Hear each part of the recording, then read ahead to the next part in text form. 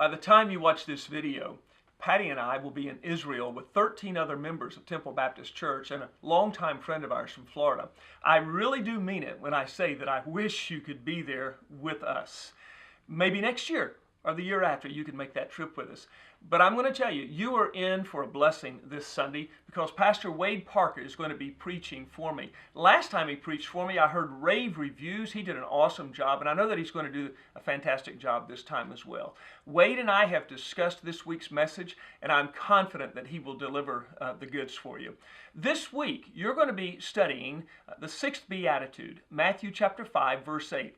It says, "Blessed are the pure in heart, for they shall see God." Now, the word pure speaks of something that has been cleansed, something that has been made clean. All the impurities have been removed. You've probably seen the problems that they're having with impure water in Flint, Michigan. It's been national news now for many months. And the reason is that the impurities in the water can cause damage to the bodies of those people who drink that water.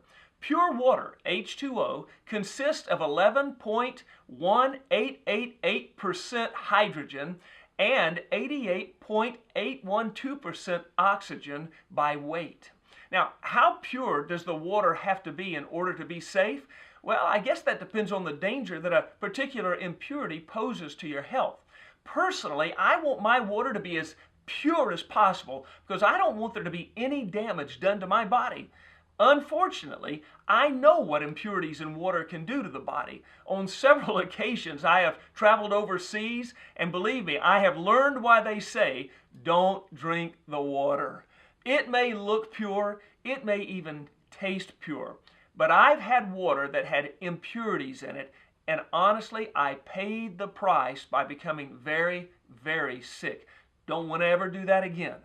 Now, from a spiritual perspective, when the word pure is used here, it speaks of the fact that our life is to be 100% dedicated to God.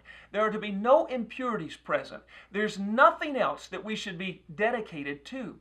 If we're going to condense this verse down to just one word, I think that word just might be priority.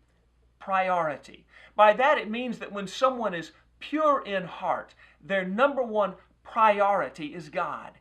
Our life is purely dedicated to God. He is the number one priority in our life. If we allow impurities, then in the same way impurities make us sick physically, impurities spiritually will also make us sick. Jesus in Matthew chapter 6, verses 19 through 21 and 24, speaks about this. Let me read it to you from the Message paraphrase. It says this: "Don't hoard treasure down here where it gets eaten by moths and corroded by rust, or worse, stolen by burglars. Stockpile treasure in heaven where it's safe from moth and rust and burglars." It's obvious, isn't it? The place where your treasure is the place where you will most want to be and end up being. Verse 24 says this: "You can't worship two gods at once. Loving one God, you'll end up hating the other. Adoration of one feeds contempt for the other." You can't worship God and money both. You could just about put anything there for the word money. You can't worship God and something else. You can't prioritize God and something else. Something's got to be at the front of the line. Now, what are the things that we treasure?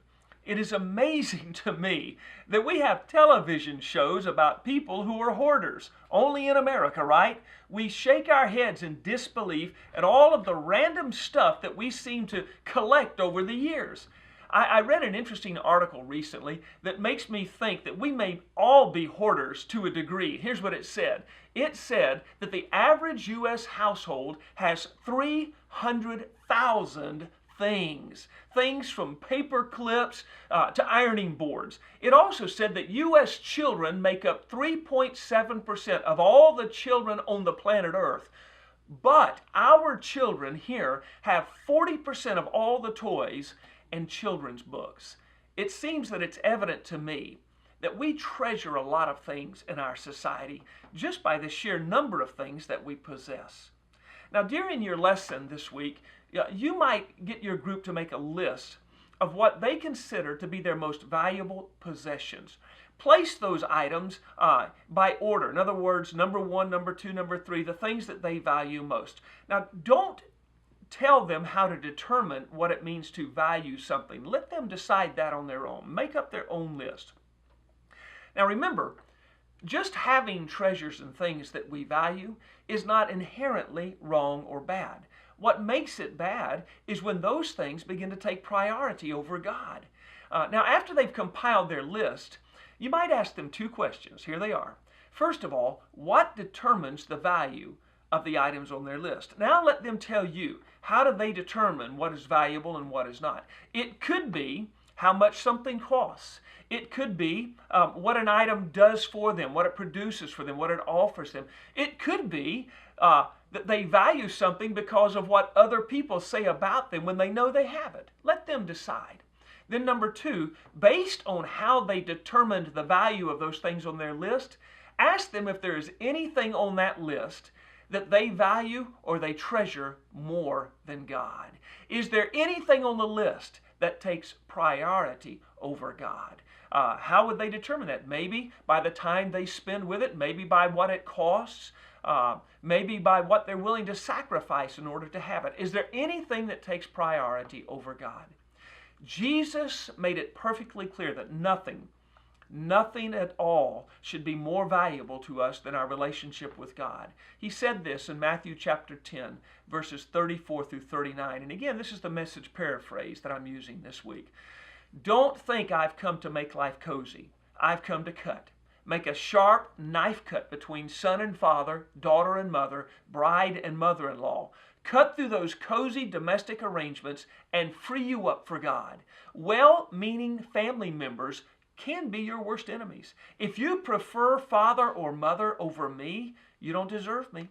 If you prefer son or daughter over me, you don't deserve me. If you don't go all the way with me through thick and thin, you don't deserve me. If your first concern is to look after yourself, see, there it is. You're prioritizing something ahead of God. If your first concern is to look after yourself, you'll never find yourself. But if you forget about yourself and look to me, you'll find both yourself and me. Wow. Jesus makes it pretty clear, doesn't he?